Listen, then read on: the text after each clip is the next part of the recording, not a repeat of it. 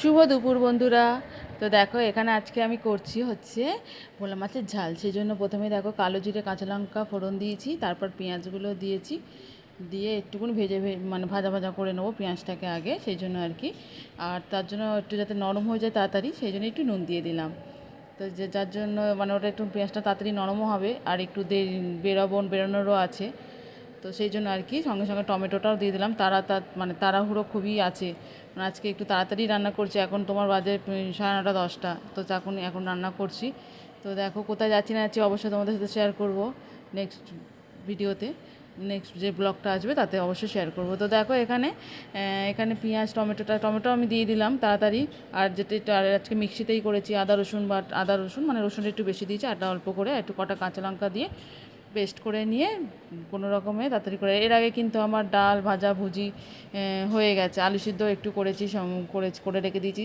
মানে এসে তো আর ভালো লাগবে না, সেই জন্য আর কি করে রেখে যাই, এসে একটু বসতে পারবো। তো অনেকক্ষণ একটুখানি নেড়ে চেড়ে নিয়েছি। আদা রসুনের যে গন্ধটা থাকে সেই গন্ধটা দেখছি কেটে গেছে। তো তারপরে তো একটু মশলা অ্যাড করতেই হবে, সেই জন্য আর কি। তো এখানে আমি প্রথমে হলুদ গুঁড়ো দিয়ে দিলাম, আর তার সঙ্গে একটু লঙ্কার গুঁড়ো অ্যাড করে দিলাম। লঙ্কার গুঁড়ো তো একটু লাগবে, একটু ঝাল ঝাল না হলে হবে না। আর যেহেতু ডাল করেছি না, ওই জন্য একটুখানি মানে খুব বেশি ঝোল ঝোল করবো না, একটু মাখা মাখা। আর ভোলা মাছ তো একটুখানি গামাখাই লাগে, একদম শুকনো শুকনো হলে বেশি ভালো হয়। কিন্তু যেহেতু আমাদের একটু ঝোল লাগে, তো সেই জন্য আর কি মানে একেবারে পুরো শুকনো শুকনো না করে হালকা মানে কম করবো, হালকা করে মাখা মাখা মতো ডাল আছে হয়ে যাবে। তো এটাতে দেওয়ার পর একটু কালারের জন্য একটু কাশ্মীরি রেড চিলি পাউডারটাও দিয়ে দিলাম, যাতে একটু কালার আসে। একটুখানি এইসব বরফের মাছগুলোতে একটুখানি রসিয়ে কষিয়ে না রান্না করলে একটু ভালো লাগে না। তো এইভাবেই হচ্ছে রান্নাটা করে নিলাম। ভালো করে দেখো কষিয়ে নিয়েছি, যতক্ষণ না তেল ছাড়বে ততক্ষণ তো জল অ্যাড করতে পারবো না, সেই জন্য ভালো করে কষাচ্ছি। আর ওদিকে আমি একটু একটু করে কাজও সেরে নিচ্ছি, মানে তাড়াহুড়ো আছে যেহেতু। তো এখানে তো মশলাটা দেখছি ভালোভাবেই কষে গেছে বেশ। মশলাটা তাও একটু ভালো করে নেড়ে চুড়ে নিলাম, নেড়ে চুড়ে নিয়ে কষিয়ে নিয়ে তারপরে ভালো করে মশলা থেকে তেল ছেড়ে গেছে। দেখো তোমরা দেখতে পাচ্ছ না, আমি জানি না কতটা দেখতে পাচ্ছ। তো জল অ্যাড করে দিলাম, জল অ্যাড করে এবার যতক্ষণ না ভালো করে নেড়ে দিলাম, নেড়ে দিয়ে যতক্ষণ না ফুটছে ততক্ষণ আর কি অপেক্ষা করব। ফুটলে তারপরে মাছগুলো দিয়ে তারপরে আবার একটু ফুটিয়ে নেব, সেই জন্য।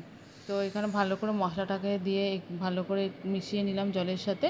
আর দেখছি একটু বেশি একটু কম হয়েছে, সেই জন্য আর একটুখানি জল অ্যাড করে দিচ্ছি। এই দেখো দিয়ে দিলাম, দিয়ে এবারে তারপরে কালো জিরে দিয়েছিলাম প্রথমে, তোমাদের বললাম সেইগুলোই ভাসছে। আর গ্যাসটাকে একটুখানি বাড়িয়ে দিলাম, যাতে ভালো তাড়াতাড়ি করে ফুটে যায়। আর এই দেখো আমার মতো কে কে আছো, এরকম গ্যাস মানে রান্না করতে করতে রান্না শেষ হবে না, তার মধ্যে যে কতবার এইভাবে মুছবো, বারবার মুছবো। মানে এই নোংরা হয়ে গেল, এই মাছ ভাজলাম নোংরা হয়ে গেল, এই মশলা কষলাম নোংরা হয়ে গেল। এটা কারা কারা করো অবশ্যই কমেন্ট করো, ঠিক আছে? তো চলো দেখা যাক। এই দেখো ঝোল ভালোভাবে ফুটে গেছে, মাছগুলো দিয়ে দিলাম, দিয়ে ভালো করে ফুটিয়ে নিলাম। নিয়ে আর একটু ধনেপাতা হলে আরও বেশি ভালো লাগতো। বেলাতে যদি করতাম তাহলে ধনেপাতা অবশ্যই পেয়ে যেতাম, এখানে সবজি এলা তো আসেই। তো এত সকালে তো আর পাবো না। তো এই কেমন লাগলো ভিডিওটা অবশ্যই জানিও, ভালো লাগলে একটা লাইক করো, টাটা।